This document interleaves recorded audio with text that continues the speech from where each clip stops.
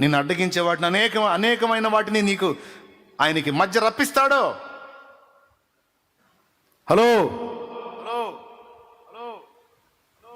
లోతైన ఆత్మీయతను సాధన చేసే వాళ్ళకి మాత్రం ఇది అర్థమైద్ది. రకరకాలై రప్పించి ఆయన అవతలు ఉంటాడు, నువ్వు యువతలు ఉంటావు, రమ్మంటాడు. నేను రాలేకపోతున్నా, రావాల్సిందే నువ్వు.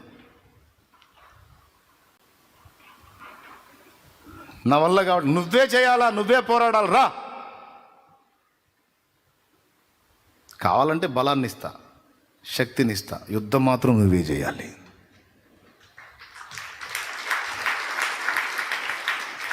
నీలో వీరత్వాన్ని, పోరాట పటిమని, వీరోచితాన్ని వెలికి తీయటానికి దేవుడు నిన్ను ఉంచుతాడు అక్కడ, అంతే. అర్థమైతే స్తోత్రం చెప్పు గట్టిగా. పొద్దుస్తమానం మీ అబ్బాయిని వెంట పెట్టుకుని తిప్పుతావేంది? కొంచెం తిప్పిన తర్వాత ఏమంటావు? ఇప్పుడు సైకిల్ నేర్పేవాడిని, నేర్పేటప్పుడు ఎట్లా? ఫస్ట్ నువ్వే అన్నీ పట్టుకొని, ఇక వాడు హ్యాండిల్ చూసే పని లేదు, పడతాను అటు పడతాను చూసుకునే పని లేదు, అవి రెండు నువ్వే చూస్తావు. వాడు ఏం లేదు, పెడల్ చూసుకొని తొక్కుతూ ఉంటాడు. ఏయ్, పెడల్ చూసేది ఏందిరా, ఎదురు చూడంట. సరే అని తొక్కుతూ ఉంటాడు, ఎదురు చూస్తూ ఉంటాడు, అన్నీ నువ్వే. కొంచెం తర్వాత ఏం చేస్తావు? హ్యాండ్ పట్టుకో పడతానే, పట్టుకోరా, వాడు నేనున్నాగా. Pedal తొక్కుతా, handle. కొంచెం దూరం వాడు తొక్కటం మొదలుపెట్టినాక అట్టు వదిలే, వాడు భయపడతాడు, మళ్ళీ పట్టుకుంటాడు. అట్లబడి నేర్చుకుంటాడు. నేర్చుకున్నది ఆగా నువ్వు పట్టుకుంటావు. వాడంతా నేర్చుకొని తొక్కటం వచ్చే పొజిషన్లో కూడా వాడు పిలిచాడు అనుకో, నానా ఇంకా నువ్వే పట్టుకోండి. ఎవడు రైడు? ఇంకా నేను పట్టుకునేది నువ్వే తొక్కాలి, నువ్వే పరిగెత్తాలి, ఇక నువ్వే. ఒక దశలో నేను నీకు అందుబాటులో ఉండి అవగాహన కల్పించా, నీకు ఇప్పుడు నువ్వే ప్రయత్నం చేయాలి, పోరాటం చేయాలి. పాపము చేసే ప్రదేశాలను, పాపం చేసే పరిస్థితులను నీకు అందుబాటులో తెచ్చి ఆ మధ్యలో ఉంచుతాడు నిన్ను. అక్కయ్యో బాగిన, అక్కయ్య అన్నయ్య బాగిన, నాకెందుకు వస్తున్నాయో ఏమంటావు?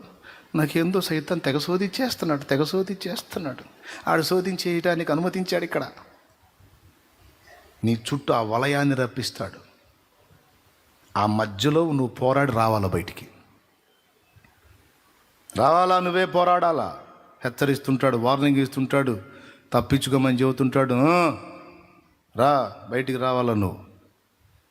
అన్ని సంఖ్యలు బంధించినట్టు అన్ని సంఖ్యలలోకి నెట్టేస్తాడు. ఛేదించుకొని బయటపడమని పిలుస్తూ ఉంటాడు, రమ్మని. అదే జయం కొరకు పోరాటం.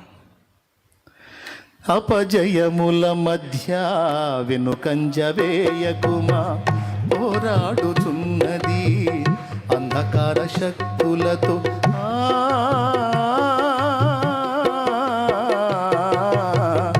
అపజయముల మధ్య వెనుకంజ వేయకుమా, పోరాడుచున్నది అంధకార శక్తులతో. దేవుడిచ్చు సర్వాంగ కవచమును ధరించుకొని, ధూపార్తి చేబూని స్తుతియాగము చేయుచు, జయమే ఊపిరిగా గురి యొద్దకే సాగిపో, జయమే ఊపిరిగా గురి యొద్దకే సాగిపో. ప్రాణమా నాలో తొందర పడకుమా, ప్రాణమా నాలో తొందర పడకుమా.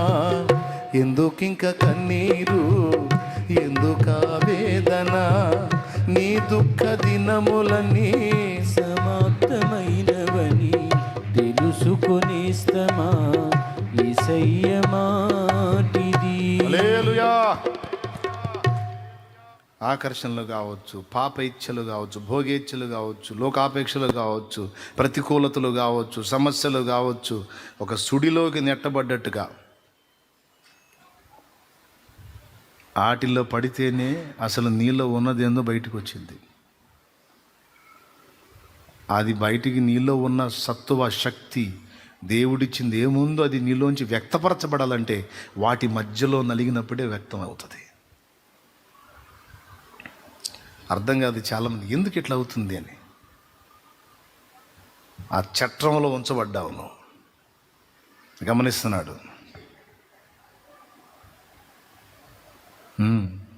నీ ఎవ్రీ డే రికార్డ్ అవుతుంది అక్కడ, నీ ఎవ్రీ మూమెంట్ రికార్డ్ అవుతుంది అక్కడ. సైలెంట్ గమనిస్తూ ఉంటాడు. ఏ ఘట్టంలో ఎలా స్టెప్ తీసుకుంటున్నావు, ఎక్కడెక్కడ ఎలా స్పందిస్తున్నావు, ఎంతవరకు చేంజ్ వచ్చింది, ఎంతవరకు నువ్వు ప్రతిఘటిస్తున్నావు, ఎంతవరకు ఎదురు తిరుగుతున్నావు, ఎంతవరకు నీలో పోరాట పటిమలో మార్పు వచ్చింది, అంత అబ్జర్వ్ చేస్తూ ఉంటాడు ఆ జగన్నాటక సూత్రధారి. కొన్నిసార్లు దెబ్బలు తిని గాయాలైనప్పుడు ఓదారుస్తాడు, భయపడవాడు. జస్ట్ కట్టుగట్టి వెళ్తాడు. మళ్ళీ నువ్వే తనులు తినాలి, మళ్ళీ ఫైట్ చేయాలి. మళ్ళీ పూర్తిగా అసలు నువ్వు మొత్తానికి పోకుండా మళ్ళీ వచ్చి కొంచెం అప్పుడప్పుడు అరుదుగా. ఇప్పుడు కూడా అప్పుడప్పుడు మనకు ఆయన సన్నిధి అనుభవం తగులుతుంటుంది చూడు. స్టార్టింగ్లోనేమో సమృద్ధి, ఇప్పుడేమో ఎప్పుడన్నా ఒకసారి బాగా మనకి హింస కనిపించినప్పుడు మాత్రం జస్ట్ అట్లా ఎంటర్ అయ్యి కొంచెం అట్ట తప్పించి మళ్ళీ పోయి కూర్చుంటాడు. లేకపోతే ఆయన అనుకున్న కొలతలోకి నువ్వు రాలేవు. కాబట్టి నెంబర్ 1 నీ జాతి నిర్ధారణ కొరకు. నెంబర్ 2 తల్లి వలె తండ్రి వలె ఒక పెద్దగా నిన్ను చేయుట కొరకు. నెంబర్ 3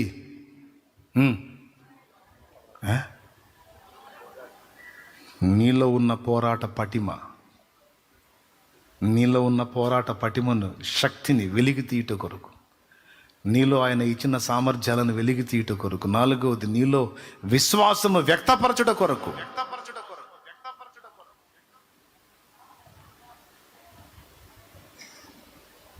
ప్రతి మెట్టులో నీ విశ్వాసాన్ని ఎలా వ్యక్తం చేస్తున్నావో ఆ విశ్వాసం వ్యక్తమవుతూ ఉంటుంది. కఠిన పరిస్థితుల్లోనే విశ్వాసం వ్యక్తమయ్యేది. అన్ని సజావుగా సాగుతున్నప్పుడు నువ్వు ప్రభువుని సేవించటం విశ్వాసం ఎలా అవుతుంది? మళ్ళీ చెప్తా, అన్ని సజావుగా సాగుతున్నప్పుడు నువ్వు ప్రభువుని వెంబడించడం సేవించటం విశ్వాసం ఎలా అవుతుంది, ఎలా బయటపడుతుంది?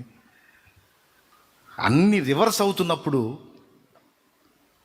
నువ్వు ప్రభువుని విశ్వసిస్తావు చూడు, ప్రతికూలతల్లో విశ్వసిస్తావు చూడు, ఆ ప్రతికూలతలోనే నీ విశ్వాసం అనేది నిగ్గుదేలుతుంది, వ్యక్తపరచబడుతుంది, బహుమానం పొందనర్హమవుతుంది. ఏమంటున్నాడు? శోధింపబడిన మీదట నేను సువర్ణమై మారెదను. శోధింపబడిన మీదట నేను సువర్ణమై మారెదను.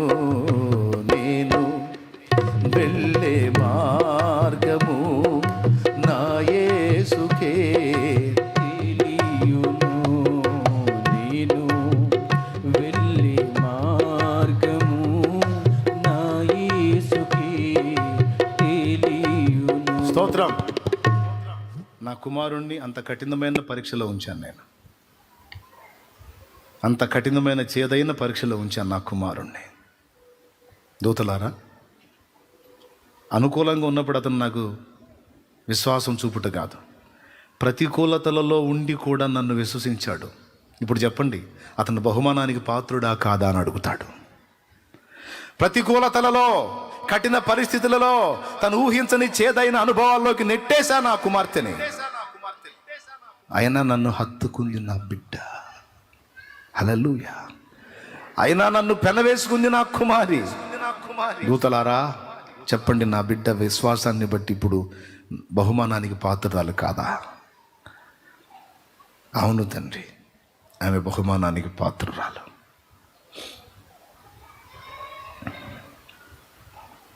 ఎక్కడ వెళ్ళడైతే? అనుకూలతలలోనా ప్రతికూలతలలోనా?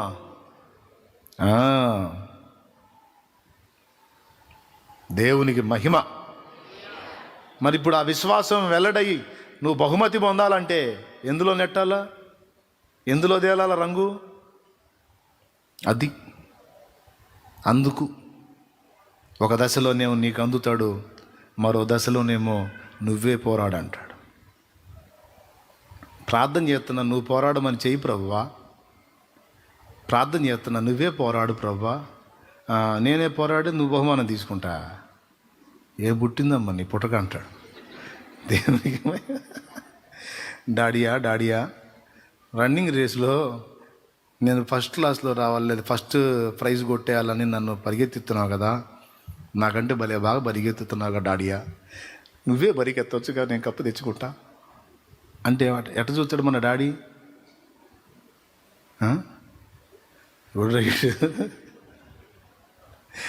నేను నీకు అనుభవాలు నేర్పుతా, అక్కడ రన్నింగ్ పోటీలో నేను నీకుండను, ప్రత్యర్థులే ఉంటారు. హలో,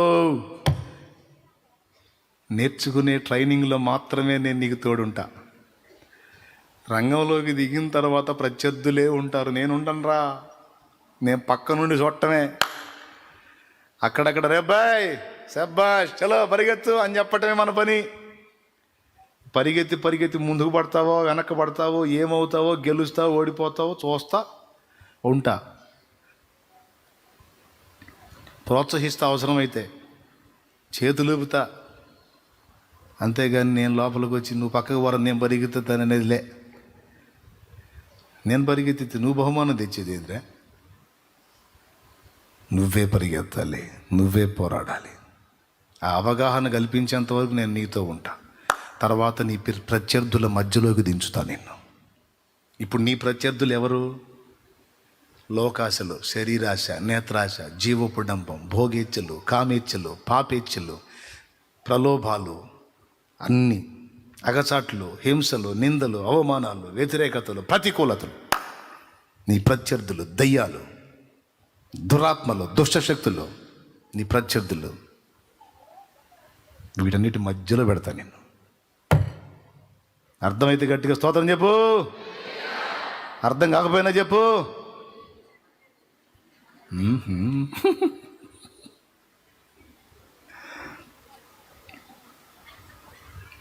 అందుకే మరి ఇట్లా బలపరిచే దేవుడు. అట్లా ఉన్నావు నువ్వు. నేను ఎక్కడికి పోవాలా, నేను ఎక్కడే ఉన్నా. పరిగెత్తేవాడు ఏమనాలా? గురి వైపు చూసి పరిగెత్తాల. డాడీ ఎక్కడికి పోవాలా? డాడీ మన పక్కనే ఉంటాడు. ఈ గట్టు ఉంటాయి, తాళ్ళు గట్టు ఉంటాయి. అయ్యా ఏం గట్టు ఉంటాయి? రోపు గట్టు ఉంటుంది కదా. ఎందుకు లేయ్యా? తాడు గట్టు ఉంటుంది. అటు తాళ్ళు ఇటు తాళ్ళు మధ్యలో వీళ్ళు పరిగెత్తాలి. తాడుకు వెలపడ తింటుంటాడు. ఈరోజు నిన్ను నన్ను అలా మన పాస్టర్లను కూడా ఇప్పుడు అంతే వదిలే నేను. విజయన్న ఉంది ఇంకా, స్తోత్రం. మెలకుగుండు అన్న, మెలకుగుండు. అందరూ ఉండండి. ఒక్కొక్కరిని రంగంలో దించి అట్నే వదులుతా ఉన్నా నేను కూడా. స్తోత్రం, హల్లెలూయా. ఇప్పుడు శ్యామను ఉన్నాడు రెక్క కింద, రేపు శ్యామను కూడా వదులుతా. పరిగెత్తాలి, అందరూ పరిగెత్తాలి, నిగ్గు తేలాలి. తండ్రులు కావాలి, తల్లులు కావాలి, నాయకులు కావాలి, విశ్వాస వీరులు కావాలి, బహుమానం పొందాలి, జాతి నిరూపణ జరగాలి.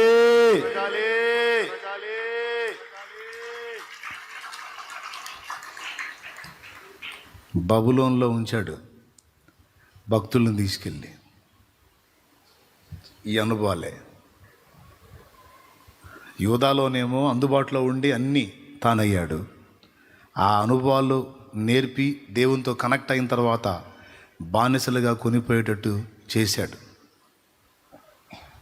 ఈ నలుగురిని అందులో చేర్చాడు. చేర్చి వాళ్ళని అసలు పట్టించుకున్నట్టు దేవుడు మౌనం అయిపోయాడు. విచిత్రం చెప్పనా? వాళ్ళని దేవుడు పట్టుకోలేదు, బబులోన్లో వాళ్ళే దేవుణ్ణి గట్టిగా హత్తుకున్నారు. హల్లెలూయా, హల్లెలూయా. బబులోన్లో వారే దేవుని హత్తుకున్నారు. రాజువైన నెబుకద్నెజరు, ఇందును గూర్చి నీకు ప్రత్యుత్తరం ఇయ్యవలన చింత మాకు లేదు. నువ్వు వేడిమి గల అగ్నిగుండాన్ని సిద్ధపరిస్తే అందులోంచి మమ్మల్ని కాపాడలేనంత చేతగానోడు కాదు మా దేవుడు. కాపాడకపోయినా పర్వాలా, మేమైతే వెనకడుగు వేసేది లేదు. మా విషయంలో ఆయన అపనమ్మకస్తుడు అయితే కానీ, ఆయన కాడు, అపనమ్మకస్తుడిలాగా చేస్తే చేయని, మేమైతే ఆయనకి నమ్మకంగా ఉండాలనుకుంటున్నాం. ఎక్కడ బయటపడింది వీళ్ళ నమ్మకత్వం? ప్రతికూలతలోనా అనుకూలతలోనా? అది అర్థం కావాలి. ప్రతికూలతలో బయటపడింది వీళ్ళ నమ్మకత్వం, వాళ్ళ విశ్వాసం. అనుకూలతలో ఏడ బయటపడింది? దానియేలు ఒకవేళ యోధాలోనే ఉన్నాడు అనుకో, షడ్రక్ మేషక్ అబేద్నెగోలు యోధాలోనే ఉన్నారు అనుకో, నీకు నాకు తెలిసేవాళ్ళ? అది అసలు రహస్యం. స్తోత్రం. నీకు నాకు తెలియరు ఇక వాళ్ళు. ఎందుకంటే వాళ్ళ విశ్వాసానికి అగ్ని పరీక్షలు లేవు, అక్కడ పోరాటం లేదు, ప్రతికూలతలు లేవు, నిందలు లేవు, అవమానాలు లేవు, ఎదురు దెబ్బలు లేవు, అగ్నిగుండం లేదు. యోధా దేశంలో హ్యాపీ. ఒక దానియేలు నీకెట్ట పరిచయం అవుతాడు? ఒక షడ్రక్ మేషక్ అబేద్నెగోలు నీకు ఎలా పరిచయం అవుతారు? వాళ్ళని దేవుడు ఘనపరచాలనుకున్నాడు. కొట్టు చప్పట్లో చూడు. వాళ్ళని దేవుడు ఘనపరచాలనుకున్నాడు. రాబోతున్న తరాలలో అనేకులకు మాదిరిగా వాళ్ళని చేయాలనుకున్నాడు. కాబట్టే భక్తులను తీసుకెళ్ళి బబులోన్లో పెట్టాడు. స్టార్టింగ్ ఏమని మనం ఎత్తుకున్నాం? భక్తులకు బబులోను అవసరమా? భక్తులు బబులోనికి ఎందుకు? అది ఎందుకంటే ఎందుకు మీరే ఆలోచించుకోండి. ఈ నలుగురు అక్కడికి వెళ్ళకపోతే మనకు తెలిసేవారా? వాళ్ళ నుండి పాఠాలు ఏమన్నా మనం పొందేవాళ్ళమా? వాళ్ళు మనకు తెలియాలంటే యోధాలో ఉంటే తెలియరు.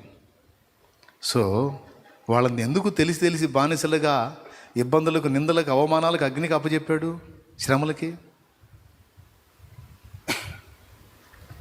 వాళ్ళని ఆయన ఘనపరచాలనుకున్నాడు. వారి విశ్వాసాన్ని, వారి నమ్మకత్వాన్ని, వారి క్రమాన్ని. ఎంత ప్రేమ దేవుడంటే! రాజా, నువ్వు సింహాల బోన్లో వేస్తే సావనైనా సస్తా, నా దేవునితో మాట్లాడటం మానుకో అనే మాట నువ్వు అంటే నేను ఊరుకోను. నా దేవునితో మాట్లాడకుండా ఒక పూట గడపటం కంటే సావేనయం. క్షణమైన నీ నామం మరువకుంటిని, మరణమైన మధురముగా ఎంచుకుంటిని. తండ్రి